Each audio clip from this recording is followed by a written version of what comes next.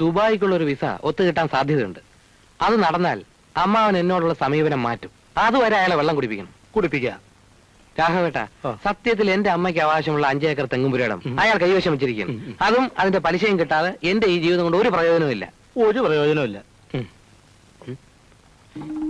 രാഘവേട്ടൻ ഇരിക്കും, ഒരു അത്യാവശ്യ കാര്യമുണ്ട്. എന്താ പറയാം. അപ്പൊ ഈ കാപ്പിയുടെ കാശ് ഞാൻ കൊടുക്കണം അല്ലേ?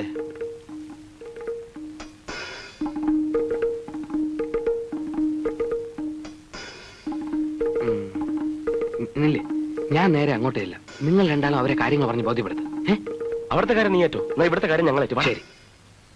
ഒരാളെ അന്വേഷിച്ചു പോയിട്ട് അയാളെയും കാണാനില്ല. ഇതിപ്പോ ആരോട് ചോദിച്ചാലേ വഴി മനസ്സിലാവുക. അതിപ്പോ തങ്കപ്പൻ നായരുടെ വീട്ടിലേക്കുള്ള വഴി അവനറിയാം. പറഞ്ഞു കൊടുക്കട്ടെ. നമസ്കാരം. ഇവിടുന്ന് നേരെ പോയി കഴിഞ്ഞാൽ വലത്തോട്ടൊരു വഴി കാണും, അതിലേ പോകരുത്. ഇടത്തോട്ട് പോകുമ്പോൾ ഒരു 2 ഫർലോങ് പോകുമ്പോൾ വീണ്ടും വലത്തോട്ടൊരു വഴി കാണും, അതിലെ 3ാമത്തെ വീടാണ് തങ്കപ്പൻ നായരുടെ വീട്.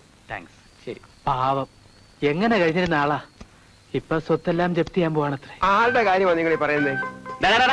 നീ എന്തിനാ വെറുതെ ജപ്തി കാര്യമൊക്കെ ഇവരോട് പറയുന്നത്? ഇവരൊന്നും അറിഞ്ഞിട്ടില്ല. സ്ഥിതിക്ക് ഇഷ്ടം പോലെ ആയിക്കോട്ടെ, അത് അവരുടെ കാര്യം. ഒന്ന് ചോദിച്ചോട്ടെ, അല്ല തങ്കപ്പൻ നായരെ പറ്റി ആണെങ്കിൽ അറിയാൻ ഞങ്ങൾക്ക് താല്പര്യമുണ്ട്. മകളെ പെണ്ണ് കാണാൻ പോവാണേ, ചെറുക്കൻ ഗൾഫിലാ. ദാരിദ്ര്യവാസികളുടെ ഇടയിൽ ചാണ്ട കാര്യം ഇവനില്ല. നിങ്ങൾ പറഞ്ഞില്ലെങ്കിലും ഞങ്ങൾ അറിയും. എന്തോ നിങ്ങളുടെ മുഖത്ത് നോക്കി കള്ളം പറയാനും തോന്നില്ല. ഒരു പെൺകുട്ടിയുടെ ഭാവിയുടെ പ്രശ്നമാണേ. തങ്കപ്പൻ നായർ എന്നെ എല്ലാ സത്യവും നിങ്ങളോട് പറയും. ഒരു കാര്യം ചെയ്താൽ മതി. എന്ത് ചെയ്യണം? നിങ്ങൾ കല്യാണ പാർട്ടീസ് ആണെന്ന് പറയണ്ട. വെറുതെ സ്വത്തുവരെ അന്വേഷിക്കാൻ വന്നവരാണെന്ന് പറഞ്ഞ് സ്വയം പരിചയപ്പെടുത്തുകയാണെങ്കിൽ എല്ലാ കാര്യവും തങ്കപ്പൻ നായർ എന്നെ തുറന്നു പറയും. ഓഹോ, പോകാം. ശരി.